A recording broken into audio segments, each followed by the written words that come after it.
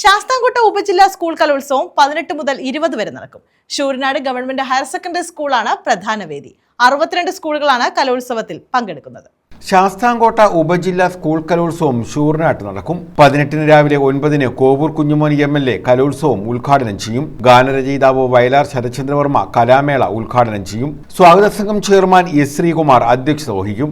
20 വൈകിട്ട് സമാപന സമ്മേളനം കൊടിക്കുന്നിൽ സുരേഷ് MP ഉദ്ഘാടനം ചെയ്യും. Doctor P.K. ഗോപൻ സമ്മാന വിതരണം നിർവഹിക്കും. Sooranad government higher secondary school, Azhakiyakavu GLPS എന്നിവിടങ്ങളിലായാണ് മത്സരങ്ങൾ നടക്കുന്നത്. ഉദ്യോഗസ്ഥ തലത്തിൽ നിന്നുള്ളവരും പങ്കെടുക്കുന്ന വർണ്ണാഭമായ ഉദ്ഘാടന സമ്മേളനം 18-ാം തീയതി രാവിലെ 9 മണിക്ക്, തുടർന്ന് നവംബർ 20 വ്യാഴം ശാസ്താംകോട്ട ബ്ലോക്ക് പഞ്ചായത്ത് പ്രസിഡന്റ് ശ്രീ സുന്ദരേശൻ അവരുടെ അധ്യക്ഷതയിൽ ചേരുന്ന സമാപന സമ്മേളനത്തിന്റെ ഉദ്ഘാടനം ബഹുമാനപ്പെട്ട പാർലമെന്റ് അംഗം ശ്രീ കൊടിക്കുന്നിൽ സുരേഷ് അവർ സമാപന സമ്മേളനം.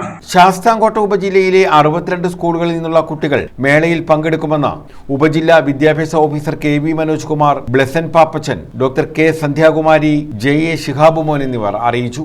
പല വേദികളിലായിട്ട് നടക്കുന്ന പ്രവർത്തനങ്ങൾക്ക് എല്ലാ വേദികളും സജ്ജമാക്കിയിട്ടുണ്ട്.